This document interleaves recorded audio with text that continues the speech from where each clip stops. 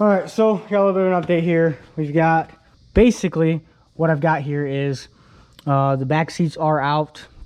They're over there, so they're completely out of the way. What my goal is to run the connector from there, run the wires all the way to here, and then shoot over, and then have the relays in the back. So what I'm going to have to do, I've got a schematic for all this stuff, but here is the power going in. So we've got power in here. Just think this is power, and we've got signal, ground, a few other things, right? So what I'll have to do is send these all the way back to where I want the relays at, and then we'll have other wires going. Like, we'll have 0 volts going to this and everything. I'll pull out the schematic and show you guys exactly what the plan is. Okay, everybody, so I've got the Holley Relay Kit right here. This is basically the exact kit that they're basing it off of.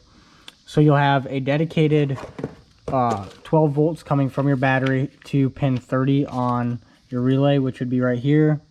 So this is basically like a light switch. So your power coming into the switch, and it'd be normally open.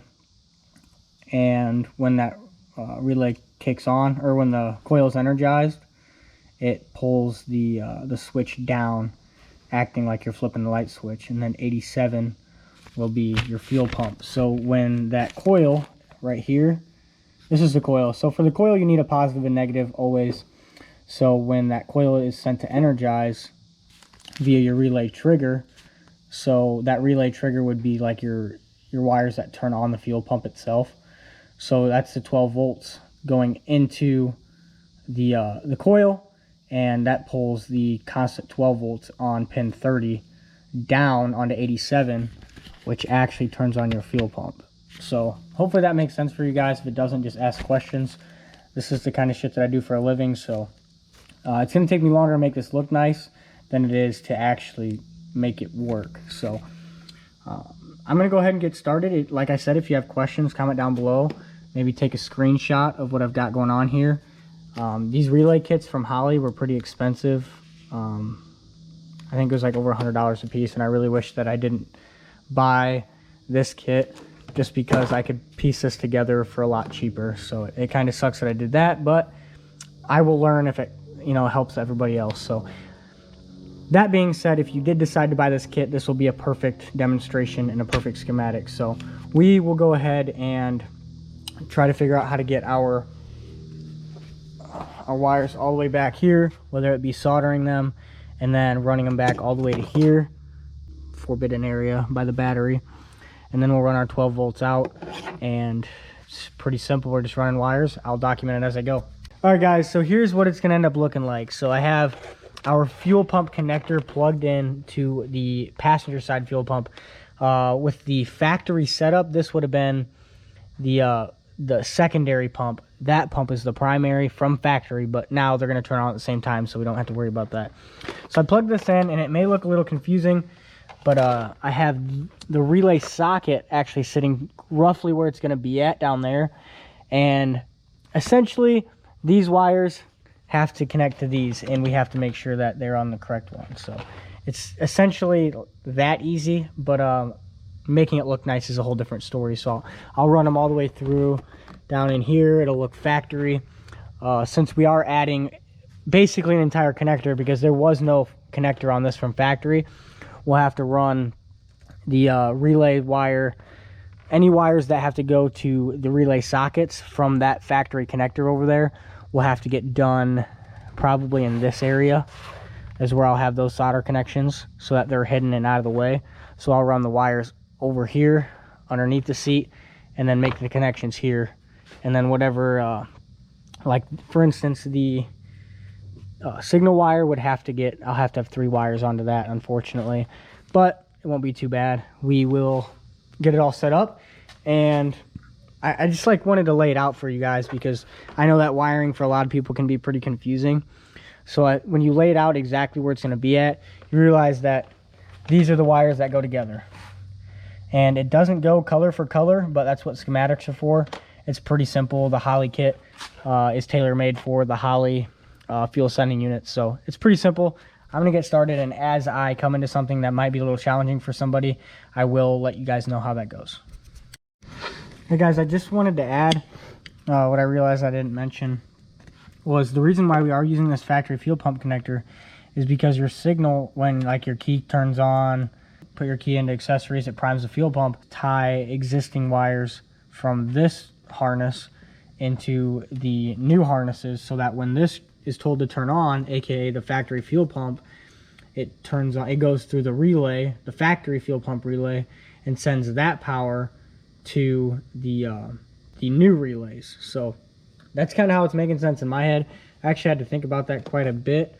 Hopefully that's correct. I'm gonna do a little bit more research before I even actually start doing it. I don't want to just start cutting wires and then soldering stuff. I want to make sure that everything is exactly how it's supposed to be, 100% certain, and then actually wired up. Okay guys, so I actually did think I figured it out. So looking at this schematic, it says that in the diagram above, relay trigger should be connected to the factory fuel pump 12 volts, dark blue, orange wire, which is right here. So this is the signal. So we've got our 12 volts from the battery going into a fuse holder, which goes into pin 30, which is the switch on the relay. So the power going into the relay itself from the battery has nothing to do with the coil, essentially, which is the 85 and 86. So your 85 will actually be that orange blue wire which turns the pumps on. So what I have to do is I have to cut this one and solder or connect however you want to do it. I'm going to solder it, cut this wire and connect it to whatever wire is going into 85, aka what turns on the 12 volts for each pump, which is, I think, the red wire. So I have to plug them both in and then solder 3 wires together for the 12 volts. And then I'll tell you guys what the rest of these wires are for when I get there. Okay, so what I did is I pulled my factory wires out. I cut the connector off and I taped up the Holley wires and ran them up here. I tucked away I bent away the white and green wires because those are for the level sensor. So now I just need to focus on the power and ground. The power would be the red and ground would be your black.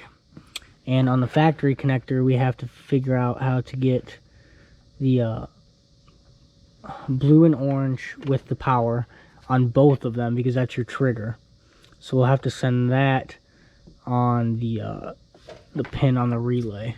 So I was about to solder the pump ground on the original relay into the pump ground on the existing relays as well as the sending unit. So my thought process behind that is I don't need to actually tie in this factory ground from the OEM relay because I'm coming off of the ground back there with the new relays. So I don't necessarily have to use this one. So what I'm going to do is snip this, what I had stripped back, add a little bit of heat shrink, and basically have that as a spare wire.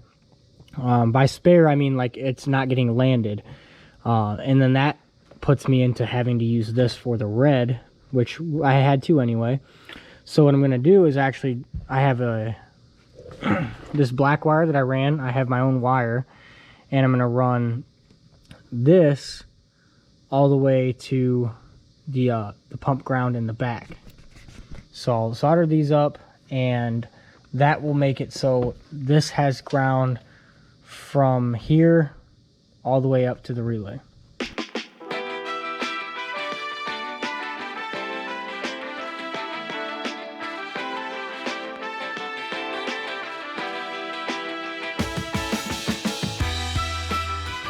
Okay, so I've got the ground wire soldered up, heat shrank, really nice.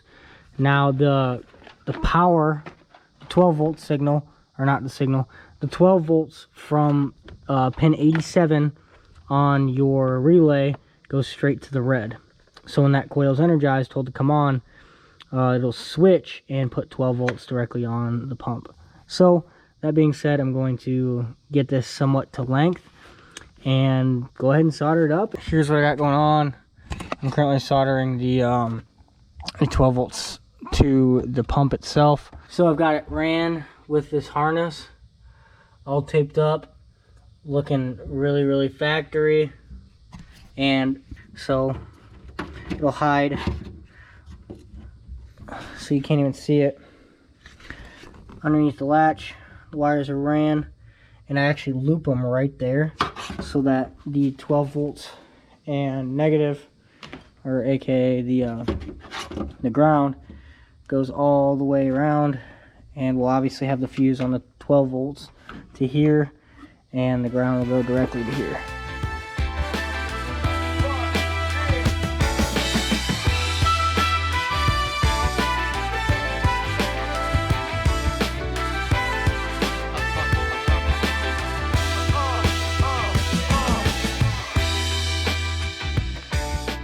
Okay guys, so right here it says that dark blue and white is the white for the driver's side, and I have a screenshot that basically demonstrates what the pinout for this is. So 5 would be all the way on the left, and then 1 would be all the way on the right, and your driver's side wire, one of the wires is for this one right here. It'd be the middle blue and white, and then you have to have the other wire attached to this black one, which is a ground essentially.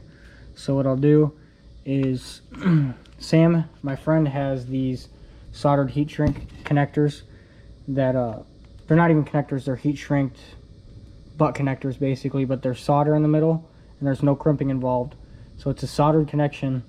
I think those would be a lot easier to use for the 3 connections. So basically I have to send this to the driver's side pump as well as the passenger side pump. So what I'd have to do is have the pump wire here as well as this wire, so that's 2, and then 1 sending it all the way over to the other sending unit, which is the 3rd one. So if I have one of those connectors right here, or that heat shrink connector, it would actually be way more beneficial to have that rather than having to try to solder these. I don't have a soldering jig or rig or anything, so holding them by hand as well as soldering them in the car bent over is kind of difficult. So that being said, kind of rant over, the driver's side sending unit is, or the level sensor is this middle one.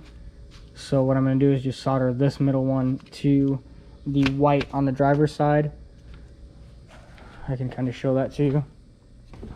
So what I did was I put a piece of tape on the outside one and the tape on the other side where I cut it.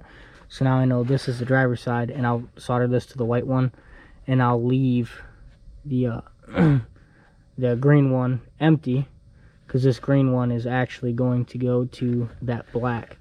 So what I'll do is I'll have another wire that gets ran from the other unit, and I'll use one of those 3 wire connector or soldering connectors to heat shrink these together in a good nice solder. Thank you guys so much for watching the video. I know that this series has turned into like 3-4 parts, but I don't want to go more than like 12-13 minute long videos, and I recorded this way more in depth than I thought I did. So if you had any questions at all, I really hope I answered them, and if I didn't, please comment below. I try to get back to comments as much as I possibly can. But if I don't, more than happy to answer any questions on TikTok, even Instagram, message me on there. So that being said, thank you so much for watching the video. There will be only one more part, and I will try to get it edited tonight when this video goes live, and possibly update it in the next day, or even try to upload it tonight. I don't really know. I don't have work until tomorrow afternoon, so I might even upload it tomorrow morning.